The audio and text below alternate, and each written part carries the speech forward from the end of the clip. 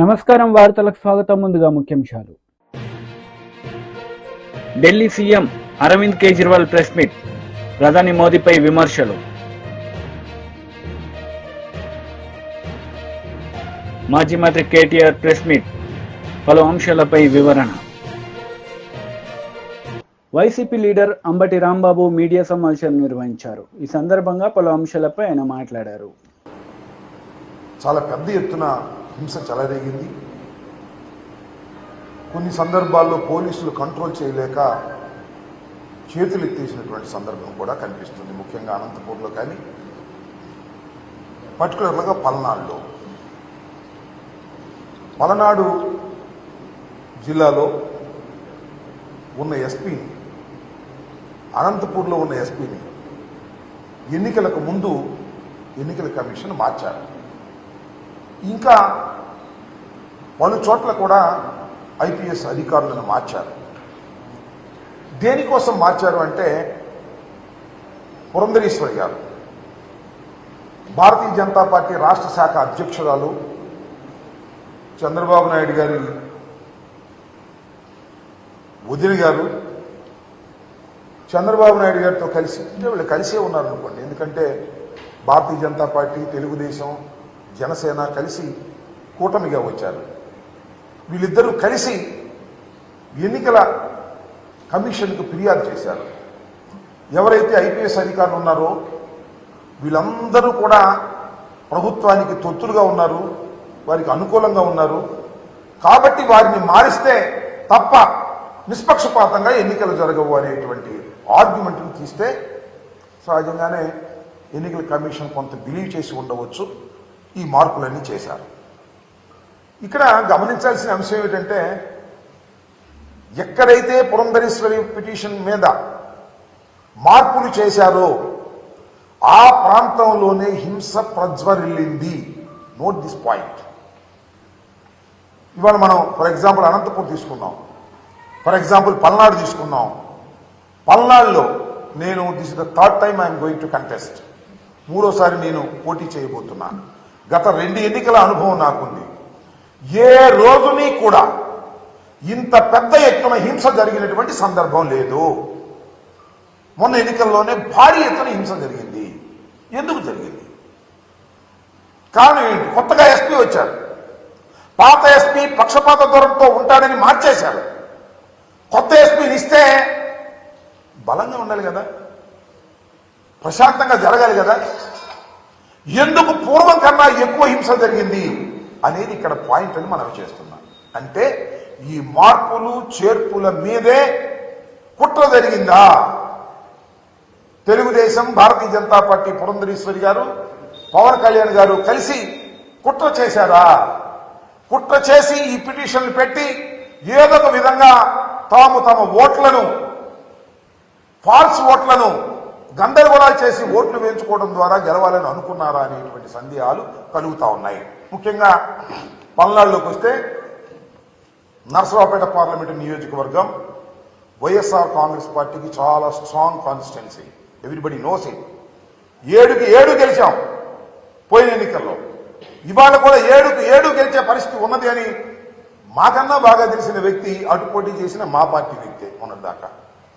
కాబట్టి దీన్ని ఏదో విధంగా నలిపేయాలి అనేటువంటి కుట్రతో ఇదంతా చేశారనేటువంటి భావన కలుగుతోంది. చాలా చిత్రమైన, విచిత్రమైన సంఘటన ఏమిటంటే, ఎన్నికల కమిషన్ ఎవరినైతే అపాయింట్ చేశారో ఎస్పీలుగా, వాళ్ళని సస్పెండ్ చేసే పరిస్థితి వచ్చింది.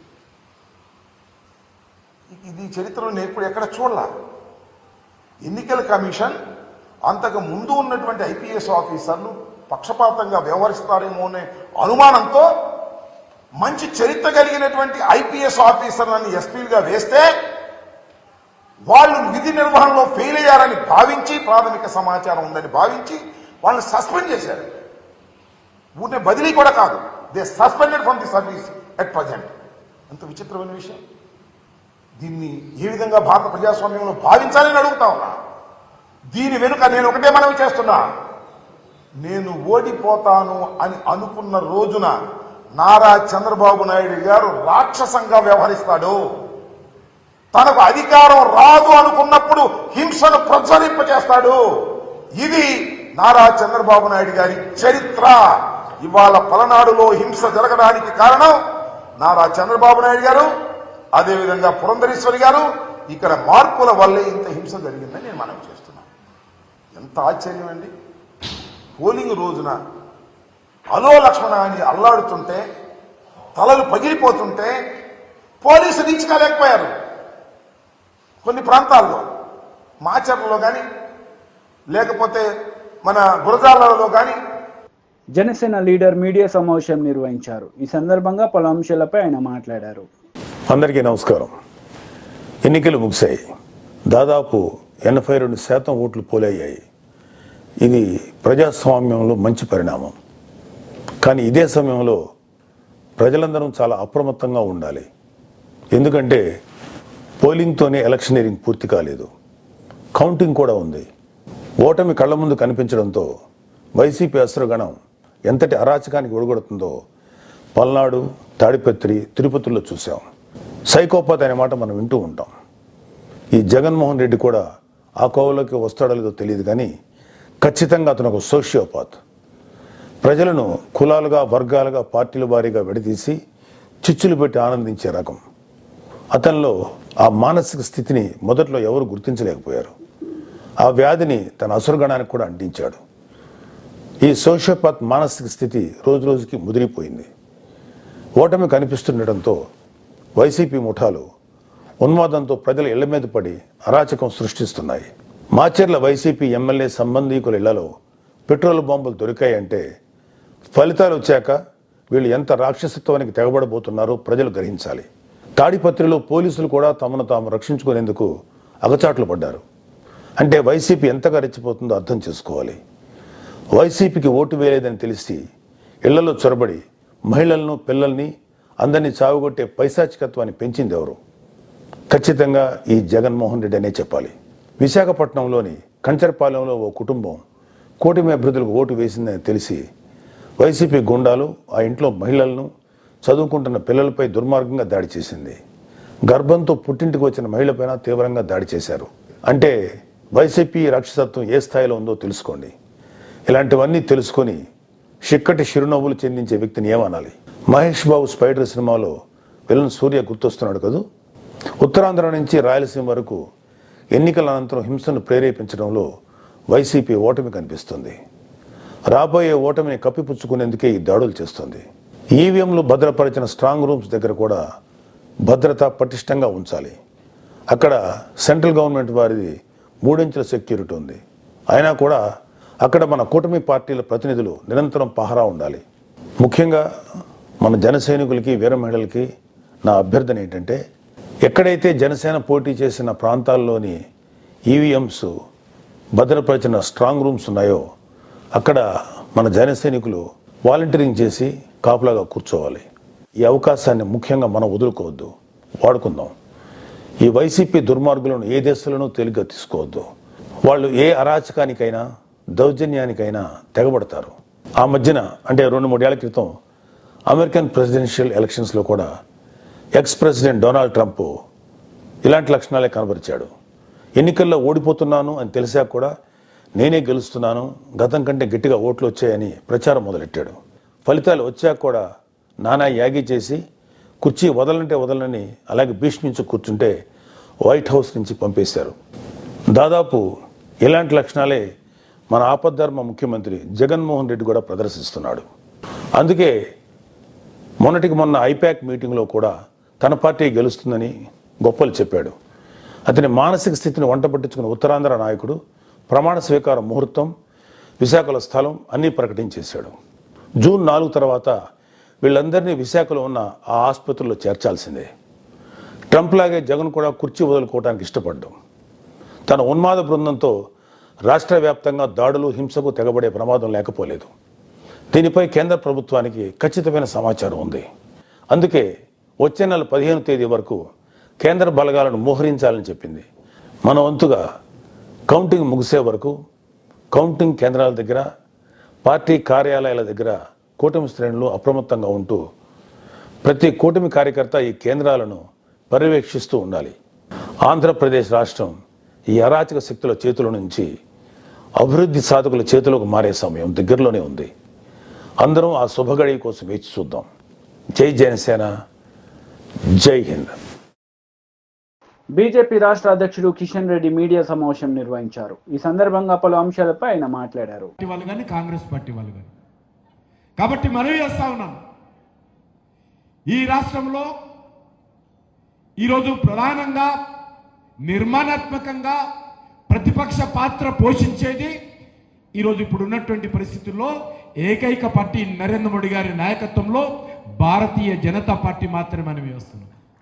ఈరోజు కాకపోయినా రేపైనా ఈరోజు రెండు పార్టీలకు వ్యతిరేకంగా పోరాటం చేసేది భారతీయ జనతా పార్టీ.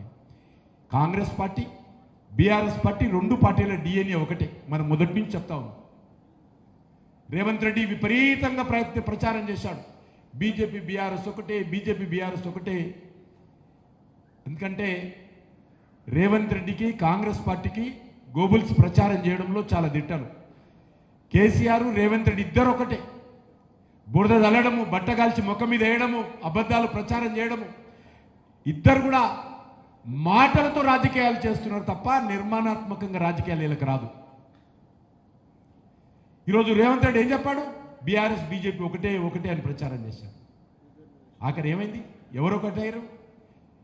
ఇప్పుడు నిరూపణ జరిగింది కదా, బీఆర్ఎస్ కాంగ్రెస్ ఒకటే నిరూపణ జరిగింది కదా. బీఆర్ఎస్ తోటి గెలిచినటువంటి వాళ్ళందరూ మీ దగ్గర చేరుతున్నారు కదా. ఇంతకంటే వేరే సాక్ష్యం ఏం కావాలి? అప్పుడు కానీ ఇప్పుడు కానీ భవిష్యత్తులో కానీ మేము నా కాంగ్రెస్ తోటి కలవము, మేము బీఆర్ఎస్ తోటి కలవము. మేము కలిసేది తెలంగాణ ప్రజలతో తప్ప ఏ పార్టీతో కలవమని సందర్భంగా మనం వస్తుంది.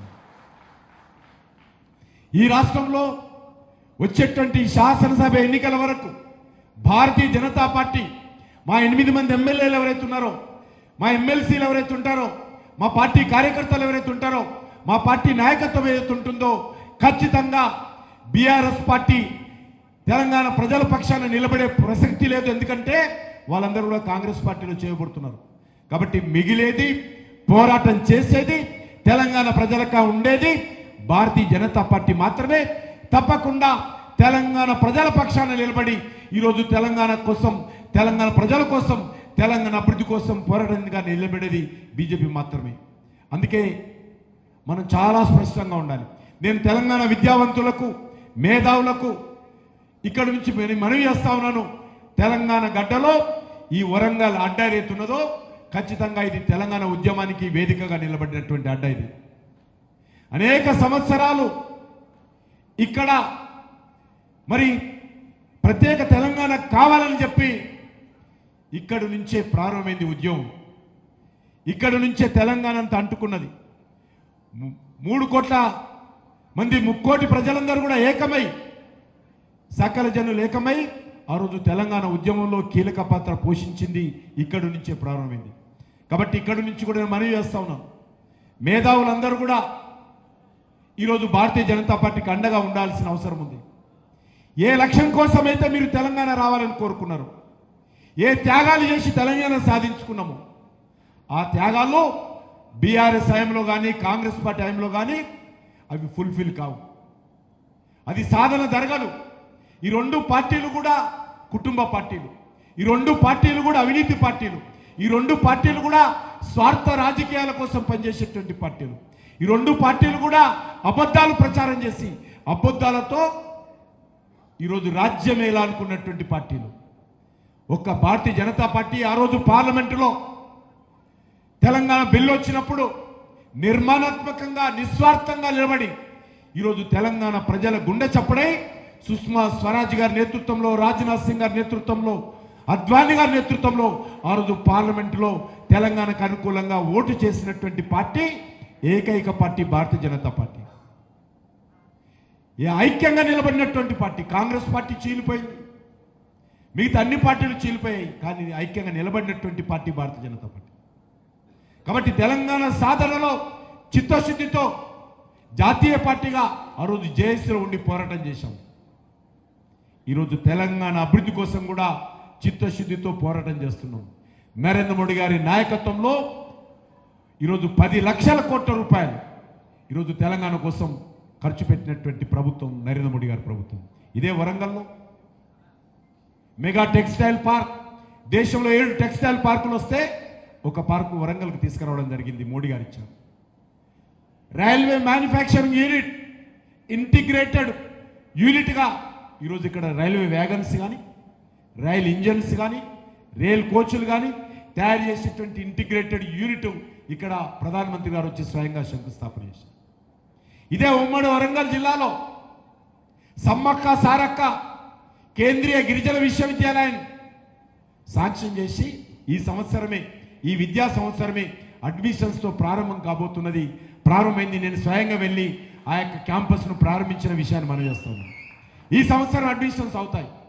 ఇంకా ల్యాండ్ ఎంత తొందరగా సెటిల్ చేస్తే కొత్త బిల్డింగ్ క్యాంపస్ కూడా ప్రధానమంత్రి గారు స్వయంగా భూమి పూజ చేయబోతున్నారనే విషయాన్ని కూడా ఈ సందర్భంగా మనం చేస్తున్నాం. అంతేకాదు ఇక్కడ జాతీయ రహదారులు కావచ్చు, ఇక్కడ వరంగల్కి సంబంధించినటువంటి స్మార్ట్ సిటీ కావచ్చు, హెరిటేజ్ సిటీ కావచ్చు, ఇక్కడ ఉన్నటువంటి మరి రామప్ప దేవాలయానికి సంబంధించి యునెస్కో అనేక కట్టడాలు ఉన్న మాజీ మంత్రి కేటీఆర్ మీడియా సమావేశం నిర్వహించారు. ఈ సందర్భంగా పలు అంశాలపై ఆయన మాట్లాడారు. కేసీఆర్ ప్రభుత్వంలో ఇచ్చిన ఉద్యోగాలు, వాటి కాయిదాలు నువ్విచ్చి నేను ఇచ్చిన ఉద్యోగాలు అంటే లెక్క ఎట్లా కుదురుతుంది? అందుకే రేపటి రోజున రేవంత్ రెడ్డి నీ మాట శాసన మండలిలో అడిగేటోడు కావాలి, ఆయనకు పక్కన కూర్చొని డప్పు కొట్టుకుంటా వత్తాసు వలికేటోడు కాదు. ఏమాయ నీ 2 లక్షల ఉద్యోగాలు తెలంగాణకి ఇచ్చినావు కదా మాట, నీ ప్రభుత్వం చెప్పింది కదా మొదటి సంవత్సరంలో 2 లక్షల ఉద్యోగాలు ఇస్తాన్నావు, ఏమైనాయి అని గల్లాబట్టి అడిగే రాకేష్ రెడ్డి రేపు శాసన మండలిలో ఉండాలి. రేవంత్ రెడ్డిని ఈ ప్రభుత్వానికి కడిగి పారేసేటోడు ఉండాలి, కడిగి పారేసేటోడు ఉండాలి తప్ప వాళ్ళకు పక్కన కూర్చొని డప్పు కొట్టుకుంటా యూట్యూబ్లో వాళ్ళకు మళ్ళీ చాలా సొక్కం రేవంత్ రెడ్డి అని చెప్పి వాళ్ళ కోసం సన్నాయి నొక్కులు నొక్కేటోడు కాదు. దయచేసి నేను మిమ్మల్ని అడిగేది ఒకటే, ఈ ప్రభుత్వం ఇవాళ అన్ని వర్గాలను మోసం చేసింది. రైతులను మోసం చేసింది, మహిళలను, మా ఆడబిడ్డలను మోసం చేసింది. నెలకు 2500 ఇస్తా అన్నారు, కోడన్లుంటే 2500 ఇస్తా అన్నాడు, మహాలక్ష్మి అన్నాడు, ఇప్పటిదాకా అత్తలేదు పత్తలేదు. 18 ఏళ్లు నిండిన ఆడబిడ్డలు ఈ రాష్ట్రంలో 1,67,00,000 మంది ఉన్నారు. 1,67,00,000 మంది. వాళ్ళందరూ ఎదురు చూస్తున్నారు ఎప్పటి నుంచి ఇస్తాడు 2500 అని. సిగ్గు లేకుండా అబద్ధాలు చెప్తా ఉన్నారు. నేను ఇప్పుడే ఇక్కడికి వస్తుంటే చూసిన ప్రియాంక గాంధీ గారు ఉపన్యాసం ఇస్తున్నది ఉత్తరప్రదేశ్లో. మేము ఆల్రెడీ చాలు చేసినాం, మేము ఆల్రెడీ అక్కడ ఇస్తూనే ఉన్నాం, తెలంగాణలో నెలకు 2500 పడుతూనే ఉన్నాయి ఆమె చెప్తుంది. ఆదిలాబాద్కి వచ్చి రాహుల్ గాంధీ అబద్ధం చెప్తాడు, నెలకు 2500 పడిపోతూనే ఉన్నాయని. ఇప్పుడే నాకు మా మహేందర్ అన్న చెప్తున్నాడు, గొంగిడి మహేందర్ రెడ్డి గారు, అన్నా మేము ఎక్కడ లేని విధంగా ఆలేరులో సోషల్ మీడియా కమిటీలు వేసుకున్నాం, యువజన కమిటీలు వేసుకున్నాం అనే మాట చెప్పిండు. ఆ మాట వాస్తవమేనా? ఉన్నారా మీరందరు ఇక్కడ? నేను మిమ్మల్ని దయచేసి కోరుతున్నా, ఇవాళ మీ బాధ్యత. ఎందుకంటే గ్రాడ్యుయేట్ ఓటర్ అంటే అక్కడోళ్ళు ఉంటారు. మొత్తం మీ ఆలేరు నియోజకవర్గంలో 11,000 ఓట్లు ఉన్నాయనుకుంటా. వాళ్ళకి మనిషికి వాళ్ళ వాట్సాప్ ఇన్బాక్స్ లో వాళ్లకు చేరేటట్టు ఈ సమాచారాన్ని ఇవ్వాల్సిన బాధ్యత మనది. ఇక్కడ నిల్చున్న కాంగ్రెస్ అభ్యర్థి ఎన్నికల్లో ఏమన్నాడు? రైతు బంధు అడిగితే చెప్పు తీసి కొట్టమన్నాడు, చెప్పు తీసి. మీ జిల్లా మంత్రి ఏమన్నాడు? ఆయన రైతు బంధు అడిగితే ఏమన్నాడు? చెప్పుతో కొడతా అన్నాడు. మరి చెప్పుతో కొడతా అన్న తప్పుడు నా కొడుకులను మనం చెప్పు తీసి కొట్టాలన్నా లేదా ఓటుతో ఆలోచించమని చెప్పి నేను కొడతాను. ఈ మాట మనమనవలసిన మాట కాదు, గ్రాడ్యుయేట్ ఓటర్లకు చేర్చవలసిన మాట. ఇవాళ తప్పుడు ప్రచారం చేస్తున్న కాంగ్రెస్ పార్టీ, పైసలు ఇవ్వకుండానే ఇస్తున్నామని చెప్పి తప్పుడు కూతలు కూస్తున్న కాంగ్రెస్ పార్టీ 2,500 రూపాయలు ఇస్తున్నారా? ఒక్క మహిళకన్నా వచ్చిందా? మహాలక్ష్మి సిగ్గు లేకుండా ఇవాళ ప్రియాంక గాంధీ, రాహుల్ గాంధీ పచ్చి అబద్ధాలు చెప్తుంటే 6 గ్యారంటీల్లో 5 అయిపోయినాయి అని రేవంత్ రెడ్డి తప్పుడు కూతలు కూస్తుంటే గమ్మున కూర్చొని ఊరుకుందామా? మాట్లాడొద్దా? చదువుకున్న వాళ్ళు కూడా మాట్లాడరా? గ్రాడ్యుయేట్లు కూడా మాట్లాడరా? గ్రాడ్యుయేట్లు కూడా తీర్పు ఇయ్యరా? ఆలోచించండి. ఈ ప్రభుత్వంతో పని చేయించాలి అంటే, ఈ ప్రభుత్వాన్ని రేపు శాసన మండలిలో కడిగి పారేయాలంటే యోగి చదువుకున్న గోల్డ్ మెడలిస్టు ఇక్కడ దిక్కున్నాడు, బ్లాక్ మెయిలర్ ఇంకో దిక్కున్నాడు. ఎవరు కావాలో ఆలోచించుకోండి అని చెప్పి నేను విజ్ఞప్తి చేస్తా ఉన్నా. ఈ ఎన్నిక ఒక తమ్ముడు రాకేష్ రెడ్డి ఎన్నిక కాదు. ఈ ఎన్నిక మన పార్టీ ఎన్నిక, మనందరి ఎన్నిక. 11,000 ఓటర్లకు మనం చేరాలంటే మరి మన నాయకులు అందరూ కూడా ఇక్కడ ఉన్నారు, మన మండల నాయకులు ఉన్నారు, గ్రామాల నుంచి వచ్చిన నాయకులు ఉన్నారు. మిమ్మల్ని కూడా నేను ప్రార్థిస్తా ఉన్నా, దయచేసి మీరు కూడా గ్రామాన మీకు ఓటర్ లిస్టు మీకు బూత్ల వారీగా మీకు వచ్చింది. బూతుల వారీగా ఒక్కొక్క ఓటర్ను మనమే కలవాలి, మనమే కూర్చోవాలి, మనమే ముచ్చటబెట్టాలి. 5 రోజులే ఉంది, ఇంకా టైం ఎక్కువ లేదు. ఒక్కొక్క మనిషిని కలవాలి, ఫోన్లు చేయాలి, అడగాలి. అన్నా మీ ఒకటే priority vote, first priority and only priority. నిలువు గీత గీయండి. 3వ నెంబర్లో రాకేష్ రెడ్డి పేరున్నది, దాని పక్కన ఉన్న డబ్బాలో వెంకటేశ్వర స్వామి నామం లెక్క ఒకటే గీత పెట్టాలి, ఒకటే నిలువు గీత పెట్టాలనే మాట మనందరం కూడా చెప్పాలి. చెప్పుకోలేదు, మనం ప్రచారం చేసుకోలేదు. నేను ఇప్పుడే అక్కని అడుగుతా ఉన్నాం, అక్క ఎట్లున్నది మరి మీ రియల్ ఎస్టేట్ ఆలేరు ఎట్లుందని అడిగిన. మరి కేసీఆర్ ఉన్నప్పుడు బాగుండే, ఇప్పుడు ఎట్లుందని అడిగిన. ఎట్లుంది? బాగుందా? బాగుందా? బాగాలేదా? మార్పు బాగలేదా? ఇప్పుడు మనం చెప్పుకోలే. ప్రాబ్లం ఏంటంటే వాళ్ళేమో బీజేపీ వాళ్ళు అయోధ్యలో గుడి కట్టింది, ఇక దాని గురించి ఊరు వాడ ఏకం చేసి చెప్పుకున్నారు, మనమేమో చెప్పుకోలేదు. ఇంత అద్భుతమైన గుడి ఎక్కడో కాదు, మీ నియోజకవర్గంలో మన తెలంగాణలోని ప్రతి ఒక్కరు కొలుసుకునే లక్ష్మీ నరసింహస్వామి ఆలయాన్ని యాదాద్రిలో అద్భుతంగా 1000 ఏళ్లు నిలబడే విధంగా CM Arvind Kejriwal press meet నిర్వహించారు. ఈ సందర్భంగా పలు అంశాలపై ఆయన మాట్లాడారు. बड़ी तेजी से फैल रही है और जो सपने सरकारों को लेके एक आम आदमी इस देश के अंदर देखा करता था, वो सपने अब लोगों को सच होते हुए नजर आ रहे हैं. ये हो सकता है. दिल्ली के अंदर, पंजाब के अंदर हमने सरकारी स्कूल ठीक करने चालू कर दिए. दिल्ली के अंदर सरकारी स्कूल शानदार कर दिए. गरीब बच्चों को अच्छी शिक्षा मिलने लगी. ये मोदी जी नहीं कर पा रहे, तो उन्होंने तय किया कि इनको रोको, इनको गिरफ्तार कर लो, मनीष सिसोदिया को गिरफ्तार कर लो, केजरीवाल को गिरफ्तार कर लो, इनके स्कूल बंद कर दो. हमने दिल्ली के अंदर, पंजाब के अंदर ढेरों मोहल्ला क्लिनिक खोल दिए, सरकारी अस्पताल ठीक कर दिए, लोगों के लिए फ्री इलाज का इंतजाम कर दिया. मोदी जी नहीं कर पा रहे. इन्होंने कहा केजरीवाल को गिरफ्तार करो, इनके अस्पताल बंद करो, इनके मोहल्ला क्लिनिक बंद करो. हमने दिल्ली में, पंजाब में बिजली मुफ्त कर दी, वो इनसे नहीं हो पा रही. जहां जहां इनकी सरकारें घाटे में चल रहे हैं, इनके पास पैसा ही नहीं है. हमने पैसा बचा बचा के, ईमानदारी से पैसा बचा बचा के बिजली फ्री कर दी. अब हम महिलाओं को 1000-1000 रुपए देने जा रहे हैं. हर महीने उनके खातों में 1000-1000 रुपए डलवाएंगे. ये बात पूरे देश में फैलती जा रही है तेजी से. मैं जहां जाता हूं, पूरे देश भर में घूम रहा हूं इस टाइम में, मैं जहां जाता हूं लोग कहते हैं केजरीवाल जी आपने दिल्ली पंजाब में स्कूल बड़े अच्छे कर दिए, केजरीवाल जी आपने बिजली ठीक कर दी, केजरीवाल जी आपने बिजली मुफ्त कर दी. अपने आप चारों तरफ आम आदमी पार्टी की चर्चा फैल रही है. आम आदमी पार्टी अब एक विचार है, इसके नेताओं को तो गिरफ्तार कर लोगे, इस विचार को कैसे गिरफ्तार करोगे?